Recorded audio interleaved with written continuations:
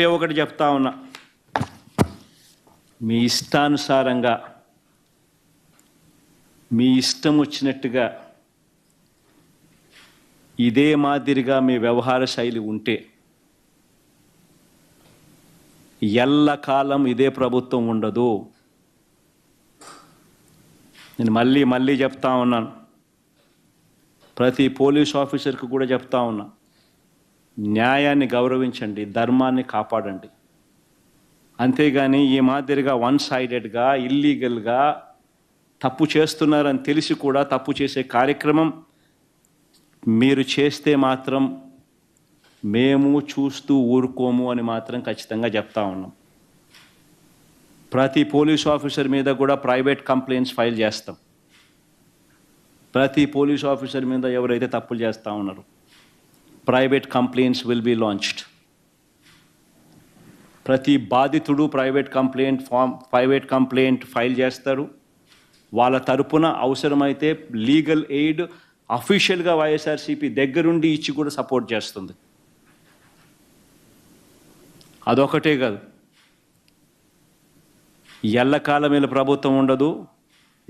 గిమిలి అని అంటున్నారు, అధికారం కూడా తొందరగా కూడా పోవచ్చు, లేకపోయినా ఉండేది ఇక 4 ఏళ్ళే. దాని తర్వాత మళ్ళీ మా ప్రభుత్వం వస్తుంది.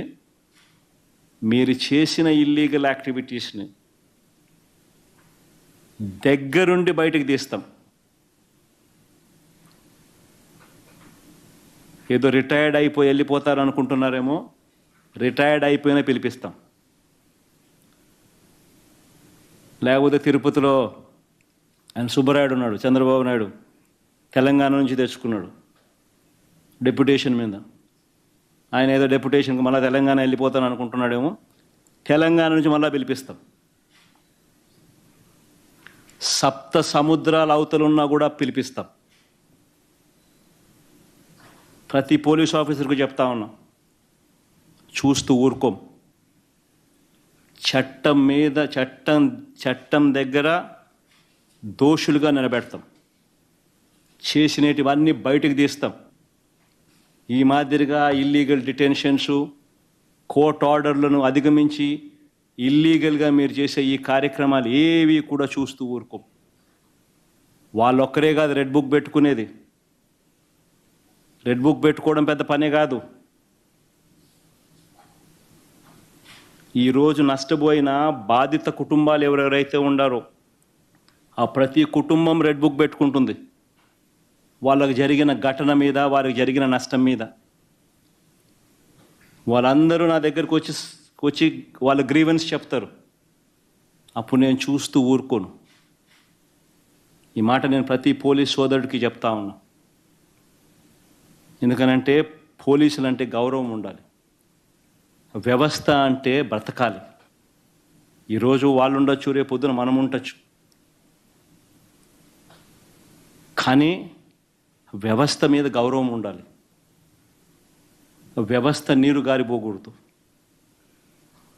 మన టోపీ మీద ఉన్న సింహాలకు మనం గౌరవించాలి. ఈ మాదిరిగా రాజకీయ నాయకులు చెప్తా ఉన్నారు కదా అని చెప్పి తప్పు చేస్తున్నామని తెలిసి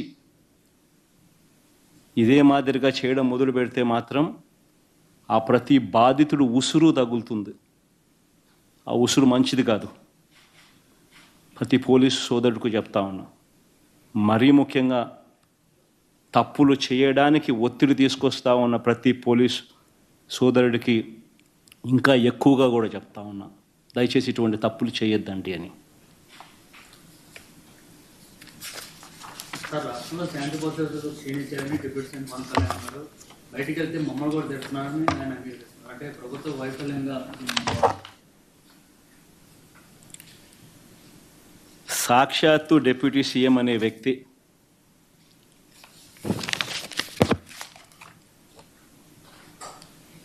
లా అండ్ ఆర్డర్ ఈ స్థాయిలో దిగజారిపోయింది అని చెప్పి నోరు మెదిపాడు అని అంటే, నోట్లో నుంచి మాటలు వచ్చాయనంటే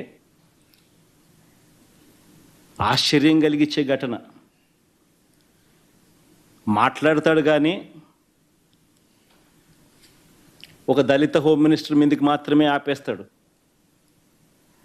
అసలు లా అండ్ ఆర్డర్ అనేది ఎవరి సబ్జెక్టు?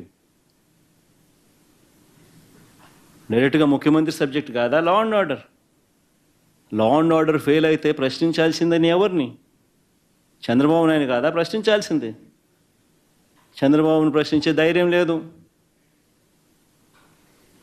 పాపం ఏమైతే దళితురాలు అమ్మాయి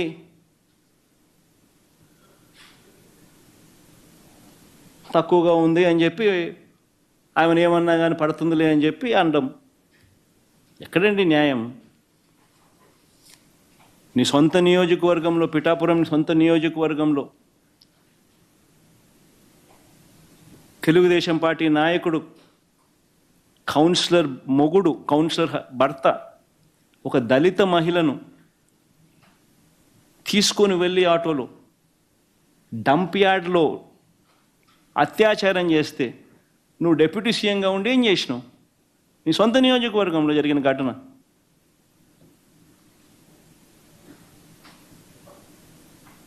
చంద్రబాబు నాయుడు ప్రశ్నించే ధైర్యం లేదు. చంద్రబాబు నాయుడు వ్యతిరేకంగా మాట్లాడే ధైర్యం అంతకన్నా లేదు. తోలు తీస్తానంటాడు, ఇంకేమనంటే ఇంకేదో అంటాడు, డైలాగులు, సినిమా డైలాగులు కొట్టమంటే మాత్రం కొడతా అంటాడు.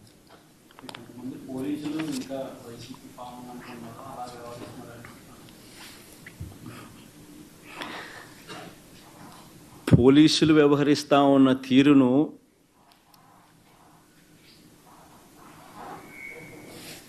న్యాయం, ధర్మం అనే పిల్లర్స్ మధ్య పోలీసులు వ్యవహరించాలి. అన్ఫార్చునేట్గా కొంతమంది పోలీసులు బాగా పనిచేస్తూ ఉంటే చంద్రబాబు నాయుడు చెప్తా ఉన్న అన్యాయాలకు, అక్రమాలకు, ఇల్లీగల్ డిటెన్షన్లకు వాళ్ళు తల ఒగ్గకపోతే వాళ్ళు బాగా చేయడం లేదు అని చెప్పి వాళ్ళ మీద బ్రాండింగ్ చేస్తారు. అదే వీళ్ళ ఇల్లీగల్ డిటెన్షన్స్, వీళ్ళు చెప్పినటివన్నీ తప్పుడు కేసులు ఇవన్నీ పెట్టే కార్యక్రమం చేస్తే మాత్రం వాళ్ళు పోలీసులు బాగా పనిచేస్తూ ఉన్నారని చెప్పి కితాబిచ్చుకుంటారు. నిజంగా న్యాయం, ధర్మం వైపు ఉండాలి.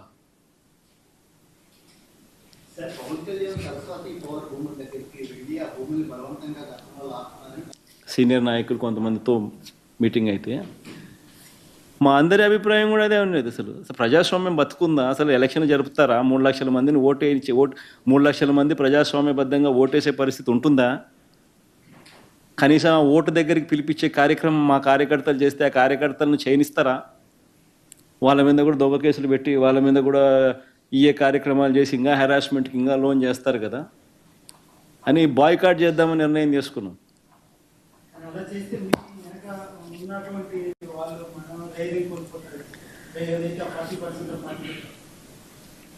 ఎందుకు కోల్పోతారు బా? కార్యకర్తలు అనేవాళ్ళు కార్యకర్తలను ఎందుకు ఇబ్బందులు పాలు చేయాలా? ఈ మాదిరిగా నువ్వు ప్రజాస్వామ్యం బతకనప్పుడు కొద్ది రోజులు టైం ఇచ్చే కార్యక్రమాలు చేస్తే ప్రజల నుంచి వ్యతిరేకత అన్నది ఇబ్బడి ముబ్బడిగా పుట్టి ప్రభుత్వాన్ని తెరమరుగుపరిచే కార్యక్రమం పరిస్థితులు వస్తాయి.